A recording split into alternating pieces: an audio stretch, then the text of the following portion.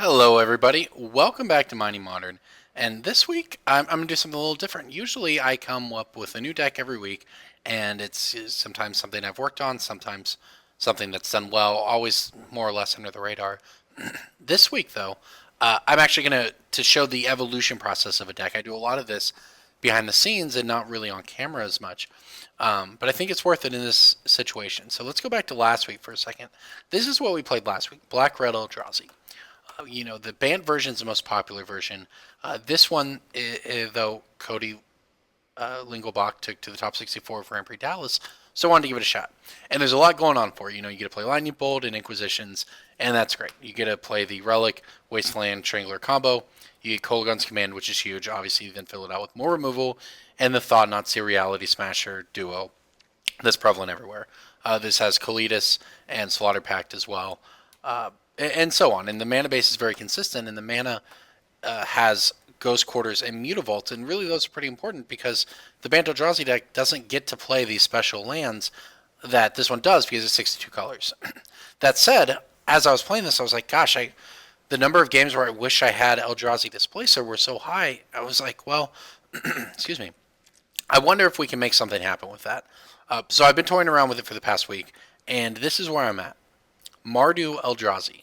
As you can see, we've cut the Kalidases, we've cut the Slaughter Pact goes along with them, we've cut a bunch of the Terminates, there's still one hanging out along with Dreadbore, but we've cut a lot of the removal. I say a lot of, we've cut some of the removal.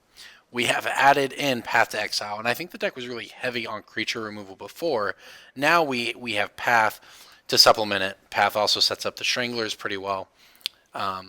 And we're still riding a lot of removal. I mean, we still have 6 1-drop removal spells. We have 4 discard spells.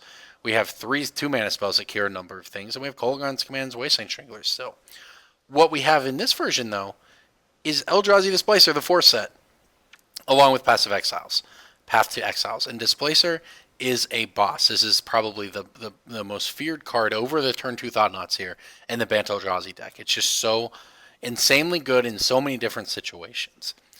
So, of course, the changes that we had to make really did a number on the mana base because, the black-red version is sort of black-red colorless, and that colorless is that third color. So it's a 2-color deck in theory, but it's also pretty much a 3-color deck, and Bant Eldrazi is a 4-color deck that gets to play Noble Hierarch to fix its mana a little bit. We don't have that, and we're still trying to be a 4-color deck in the sense that, we have the colorless for the Eldrazi. But I actually am pretty decently happy with how consistent this mana base has been, where we've added Arid Mesas and Bloodstained Mires, and just the one Arid Mesa right now, but the Bloodstained Mires, along with the Fetchland mana base, where we have Godless Shrine and Sacred Foundry to fetch out. We have basic Plains, we have basic Swamp, we have basic Wastes in this deck. In the games where you get Blood Moon or Path, you can go get what you need. It's important to... I've grabbed all 3 of them. The idea is we don't have the mountain in here because if we get Blood Moon, we'll have mountains anyways. But now we at least have access to, these other colors of mana for our deck. And we get to play Battlefield Forge as well, which is pretty good. It's the counterpart to Sulphurous Springs. Both of them are colorless for Eldrazi while being a dual land. So they're essentially tri-lands in our deck, which is very strong. Outside of that, not a ton changes. We sort of trim some numbers here. Obviously, we don't have the Kalidases. We've got a couple hangerbacks. We cut a Kolaghan's Command, and we cut some of the Terminates. We added, obviously, the Paths and the Displacers, also added a Talisman. It's a little more mana fixing, but also very important, I think, to maximize the ways in which you cast Thought-Knots here on turn 3. Obviously, double Eldrazi Temple is the dream, cast it on turn 2, but you really need to cast it before turn 4. So we now have 6 cards in the deck that allow us to do that, and the 2 Talismans plus the Eldrazi Temples. And I've considered a Mind Stone in that spot because you can turn it into gas late in the game by cycling it for a card. But it's actually, I think, important, especially in this Mardu build. I think in the black-red build, Mind Stone would be better.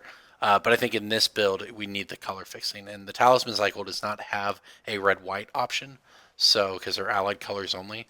So we can't, balance that out like I probably would. But this is the deck.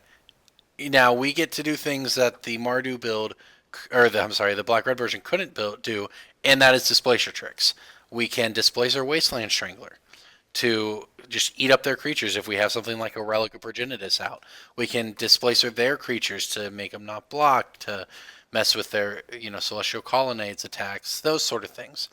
We get really the big one. One, you just sort of protect your guys from removal, which is important in itself. But we get to play the Displacer Thought Knot combo. We don't have the Drowner of Hope to combo with Displacers, but we do have the Thought Knot combo where you lock them out of a draw step. What happens is, with both of them in play and enough mana, you go into their draw step, they draw a card. Before they go to their main phase, you use Displacer to blink Thought Knot Seer. You stack the trigger so that they draw a card first, and then you exile one. So they've drawn 2 cards that turn between the Thought Knot and their draw step, and you get to exile a card from their hand before they reach their main phase, which means they can only play instants in that time. And that's obviously very powerful. Thought Knot locking somebody is so good. And depending on what their instant is, it doesn't even stop it. Because if they try to path your Thought Knots here and you have enough mana, you can just blink it again. With the triggers on the stack. You can get into a lot of situations where this is very, very good. Plus, obviously, you can blink Smashers. It's a nombo with Hangerback Walker, but Hangerback Walker, I think, fits this deck perfectly because this deck is very attrition-based and grindy, whereas the Bant Eldrazi deck is sort of more explosive with a nice late-game engine that's very good against other creature decks. This deck wants to grind. This deck wants to strip apart your hand, remove all your creatures, try to get you into a Displacer Thought Knot lock combo late. But also, Hangerback Walker is just a good creature. It blocks a lot of things and leaves you behind some tokens, and then you get to buy all your guys back with Kolaghan's Command, which does so many things in itself that it's very good. All right, so moving on to the sideboard here. We get access to white mana, which I've chosen for Rest in Peace. You can also play Stony Silence, Blessed Alliance, and Blessed Alliance is probably a good choice if you're looking at this deck. That's something to keep in mind for sure. Outside of that, we didn't change too much. We got Engineer Explosives in here now that we can make it for 3. The Slaughter Games for combo matchups, Anger for dredge and little decks, Brutality for the control and combo decks, same with Thoughtseize, and then Smasher where it's needed, Crumble to Dust and Shatterstorm, obviously in their proper matchups of Tron and Affinity / Lantern. So this is the deck. I think this deck is very good. I don't know if it's as good as Bant Eldrazi, but I think that this is a tier 1 deck. I think it is not, the pantheon of modern decks is there's so many decks that are sort of tier 2, and they can do well in a given weekend, and depending on the metagame. I think that this deck is on a higher level. I think it's on a like a Jund or an Obzon level where they're not always the best, and they sometimes just get ground out by some of the more unfair decks, but it will always be a good choice because the things you're doing apply across the board, and that's what we're looking at here. And this deck can really adapt to if your meta is combo control heavy, not necessarily creature heavy. Well, then maybe you cut the Ratchet Bomb and the Terminate here, and you play more discard. Or something like that. But I think this deck is a legitimate contender in Modern, and I would not be ashamed to take this to a large event. That's how good I think this deck is after playing it this week. So we'll get to some matches. You can let me know what you think. I'm very interested in your opinions on this. So let's go ahead and jump into it.